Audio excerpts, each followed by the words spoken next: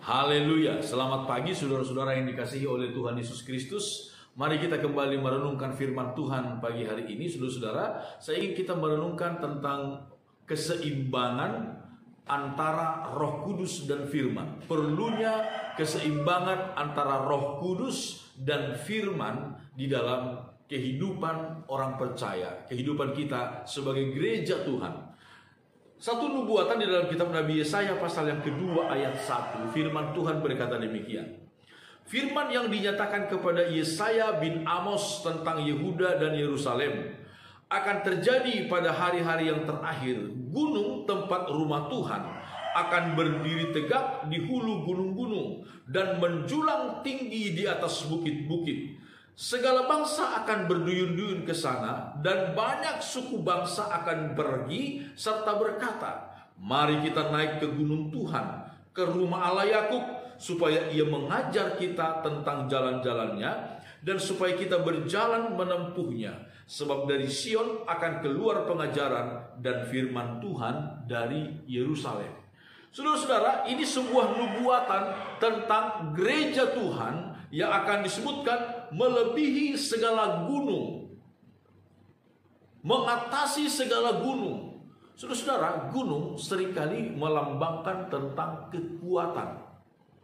kekuatan yang ada di dalam dunia ini. Pemazmur pernah berkata, "Aku melayangkan mataku ke gunung-gunung, dari manakah datangnya pertolonganku?" Saudara-saudara, gunung seringkali melambangkan kekuatan-kekuatan yang ada di dalam dunia ini. Dan firman Tuhan berkata, gereja pada hari-hari terakhir, gereja Tuhan, gunung tempat rumah Tuhan akan berdiri tegak di hulu segala gunung. Berbicara tentang sesuatu yang berdiri berada di atas segala gunung, semua gunung, kita melihat sebuah kisah di dalam kitab Kejadian pasal yang ke-7 ayat yang ke-18. Firman Tuhan berkata demikian. Ketika air itu makin bertambah-tambah dan naik dengan hebatnya di atas bumi, terapung-apunglah bahtera itu di muka air. Dan air itu sangat hebatnya bertambah-tambah meliputi bumi, dan ditutupinya lah segala gunung tinggi di seluruh kolong langit. Sampai 15 hasta di atasnya bertambah-tambah air itu, sehingga gunung-gunung ditutupinya. Saudara-saudara, ketika Allah menghukum dunia dengan air bah di zaman Nabi Nuh, Nuh diselamatkan oleh Tuhan dengan menyuruh membuat bahtera. Mereka masuk ke dalam bahtera itu, dan firman Tuhan berkata, air itulah yang kemudian mengangkat bahtera itu. Air itulah yang mengangkat bahtera itu melewati segala gunung yang ada di muka bumi pada zaman Nabi Nuh. Saudara-saudara, bahtera itu bahtera keselamatan. Gereja Tuhan adalah bahtera keselamatan yang Allah sediakan bagi dunia hari-hari ini. Yesus Kristus ialah bahtera keselamatan itu. Gereja Tuhan akan diangkat oleh kekuatan air itu. Apakah air itu? Firman Allah melambangkan air. Roh Kudus juga dilambangkan dengan air, yang akan mengangkat gereja Tuhan melebihi segala gunung. Kita melihat satu nubuatan juga di dalam kitab Habakuk pasal yang kedua, saudara-saudara. Habakuk pasal yang kedua ayat 14. Sebab bumi akan penuh dengan pengetahuan tentang kemuliaan Tuhan, seperti air yang menutupi dasar laut. Bumi akan penuh dengan pengetahuan tentang kemuliaan Tuhan, seperti bumi, seperti air yang menutupi dasar laut. Penuh dengan kemuliaan Tuhan, penuh dengan pengetahuan tentang kemuliaan Tuhan, mengangkat gereja Tuhan di seluruh dunia, di seluruh bumi. Gereja Tuhan terangkat tinggi, dan seluruh bumi melihat betapa kemuliaan Tuhan ada di dalam gereja Tuhan, di dalam rumah Tuhan. Saudara-saudara, di dalam kitab Wahyu pasal yang ke-12 kita melihat satu nubuatan juga tentang apa yang akan terjadi kepada gereja sempurna di akhir zaman.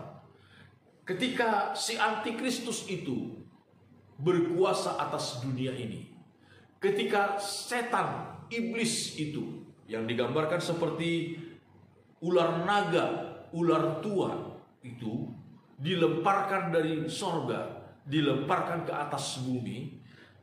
Wahyu pasal 12 ayat 13 berkata demikian.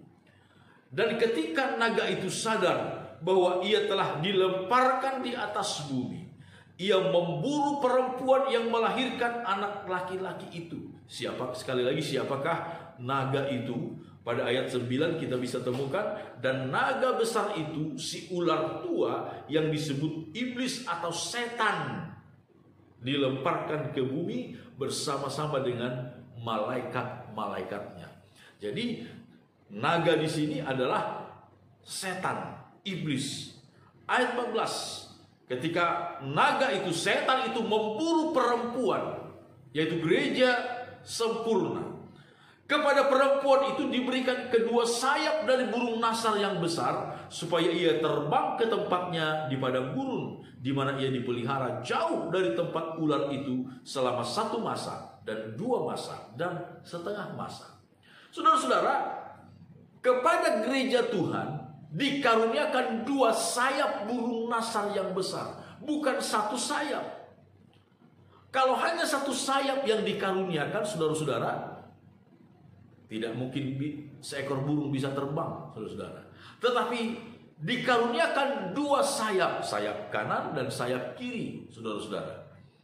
Sehingga itulah yang akan membawa gereja Tuhan terbang, tak terkejar oleh kuasa iblis, kuasa setan yang ingin membinasakan gereja Tuhan. Apakah kedua sayap burung nasar itu? Apakah itu? Itu tidak lain adalah kuasa firman dan kuasa Roh Kudus. Kedua-duanya harus ada di dalam gereja Tuhan.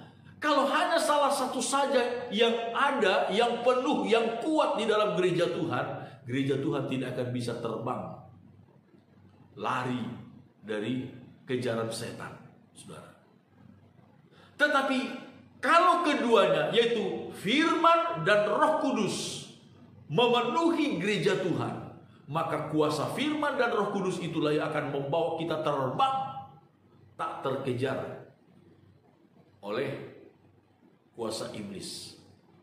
Saudara-saudara, kita tidak boleh mengabaikan salah satu hal antara firman dan Roh Kudus. Kita jangan berkata begini, oh yang penting saya penuh dengan Roh Kudus, saya nggak mau tahu dengan firman Tuhan, yang penting saya penuh dengan Roh Kudus. Saudaraku, hati-hati. Kita sangat-sangat mudah untuk terjebak dalam kesesatan kalau kita tidak mengerti, memahami firman Tuhan dengan baik. Hati-hati kita.